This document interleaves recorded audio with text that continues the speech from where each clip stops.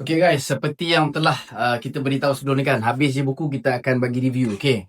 So pada siapa yang follow kita itu, kita dah cakap kita kena buat, okay. Iaitu kita dah habiskan, hari tu kita beli kat Kinokuniya 2 buku ni, okay. So dulu dah habis, okay. Apa yang saya boleh katakan dekat sini guys, review saya tentang 2 buku ni. Okay, pertama sekali ini memang tip-top. Ini memang tip-top ni guys. Ini saya boleh bagi, macam saya bagi tahu itulah 4.5/5, okay, buku ni. Alright, untuk buku Stillness is the Key by Ryan Holiday pula. Okay, buku ni saya boleh bagi 3/5. Dia okey lah kalau nak tambah perspektif baru, okey. Tapi dia still tak boleh lawan OG dia. OG dia ni. Ini OG dia guys. Alright, Obstacle is the Way. Kalau kata nak beli, saya recommend beli ni lah. Alright, kalau boleh pilih satu je, ini. Pergi cari buku ni kat mana kedai buku.